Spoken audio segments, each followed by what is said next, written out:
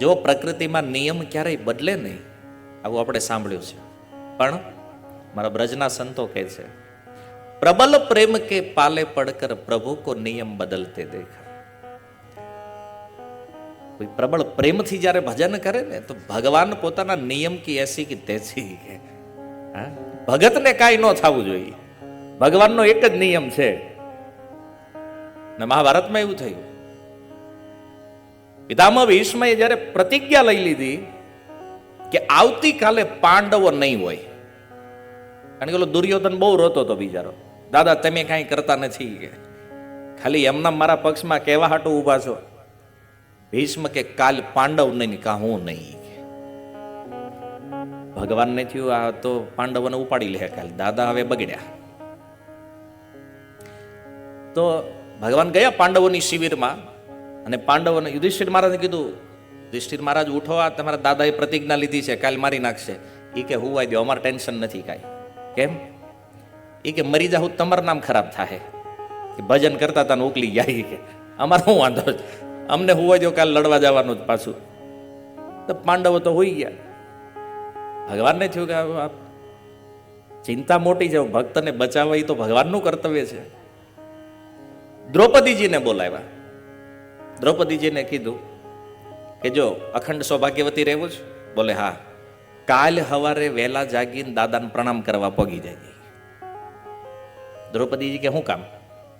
એ કે એ બધી વાત જવા દે, હું આવીશ હારે સવારમાં આપણે જવાનું.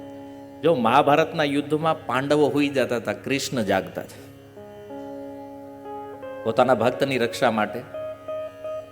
પછી તો સવારમાં વહેલા દ્રૌપદીજીને હારે લઈને આવ્યા ભીષ્મના શિબિરમાં. બહાર ગેટે ઉભા રહ્યા ભગવાન. દ્રૌપદીને કીધું ચપ્પલ કાઢ નાખો.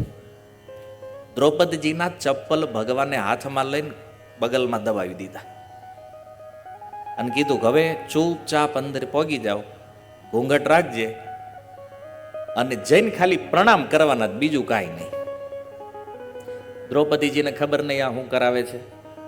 હવે દ્રૌપદીજી જેવા અંદર ગયા ભીષ્મની શિબિરમાં અને જઈને પ્રણામ કર્યા, ભીષ્મદેવ સંધ્યા વંદન કરે સવાર, આશીર્વાદ જોયા વગર કોણ છે કહી દીધું, અખંડ સૌભાગ્યવતી ભવ.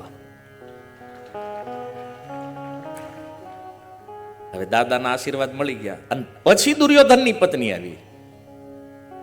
તરત એને જોયું કે તું અત્યારે આવી, પહેલા કોણ આવ્યું?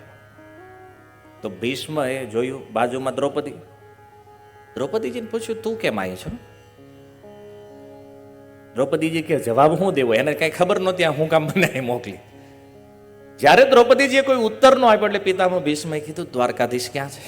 એટલે બહાર ઉભા ગેઠે જ. ભીષ્મ આવ્યા બહાર અને જોયું તો દ્રૌપદીજીના ચપ્પલ હાથમાં લઈને ભગવાન ઉભા છે. કૃષ્ણ, મેં દુર્યોધનને વચન આપ્યું છે કે આજ પાંડવોને મારે મારવાના છે, અને તમારી આ લીલાના કારણે મારું વચન મિથ્યા થવાનું છે. કારણ કે હવે મેં આને આશીર્વાદ આપ્યા અખંડ સૌભાગ્યવતી ભવ. ભગવાન કે મારે ક્યાં જોવાનું છે? પણ ત્યારે ભીષ્મએ પ્રતિજ્ઞા લીધી કે પ્રભુ આ તમારી પ્રતિજ્ઞા જો ન તોડાવી દઉં ને તો મારું નામ ભીષ્મ નહીં. અને પછી તો મેદાનમાં આવ્યા બે સામે. અને એ દિવસે પિતામહે જે યુદ્ધ કર્યું છે એવું ધુઆધાર યુદ્ધ કર્યું, અર્જુનને પરસેવો વળી ગયો. થયું કે આ અઘરું છે આજે. અને ભગવાનને થયું કે આજ અર્જુન નહીં રહે. અને રથને લગામને બાંધીને કૂદીને ઉતર્યા ભગવાન નીચે, અને હાથમાં એક રથનું જે પૈડું છે ચક્ર હાથમાં લઈ અને દોડ્યા પિતામહ ભીષ્મ ઉપર પ્રહાર કરવા માટે. અને ભીષ્મએ જોયું કે સાક્ષાત કૃષ્ણ મને મારવા આવે છે. ભીષ્મએ પોતાના ધનુષ બાણ છોડી દીધા હેઠે અને કીધું પ્રભુ બસ આ જ રૂપને જોવા માટે આજ સુધી હું જીવિત રહ્યો છું. પિતામહ ભીષ્મ અને અર્જુનને તો થયું દાદા ગયા આજ ગામમાંથી, કારણ કે ભગવાનનો એ ક્રોધ અર્જુને જોયો. અર્જુને રથમાંથી કૂદ્યા અને ભગવાનના ચરણ પકડી લીધા. પણ હવે ભગવાન હાલતા જાય ને અર્જુન તો ડહડાતા જાય હેઠે. એને કીધું રહેવા દો કેશવ, તમે પ્રતિજ્ઞા કરી. પિતામહ ભીષ્મએ કીધું હે દ્વારકાધીશ તમે પ્રતિજ્ઞા કરી છે મહાભારતમાં શસ્ત્ર નહીં ઉઠાવવું. બોલે પ્રતિજ્ઞા કી એસી કી તેસી, ભગતને કાંઈ ન થવું જોઈએ. આપણું નામ ભલે ખરાબ થઈ જાય, પ્રતિજ્ઞા ભલે તૂટી જાય, એ તો રોજ લેવાતી રહે તૂટતી રહી. ભગતનો વાળ વાંકો ન થવો જોઈએ. જો પોતાનું નામ ખરાબ થઈ જાય તો થઈ જાય, પણ પોતાના ભક્ત ઉપર કલંક લાગવા દેતા આ ભગવાન છે. પોતાના ભક્તને વશ છે. જો પિતામહ ભીષ્મની પ્રતિજ્ઞાની રક્ષા કરવા માટે ભગવાને પોતાની પ્રતિજ્ઞા તોડી નાખી. ભીષ્મની પ્રતિજ્ઞા ન તૂટવી જોઈએ. અને ભીષ્મએ પ્રતિજ્ઞા શું લીધી? બોલે કૃષ્ણને શસ્ત્ર ગ્રહણ કરાવીશ. અને કરાવ્યું. જો અર્જુનની પણ સહાયતા કરી, ભીષ્મની પ્રતિજ્ઞા પણ રાખી, તો એની હાટુ પોતાની તોડી નાખી. ભક્તિને વશ છે ભગવાન.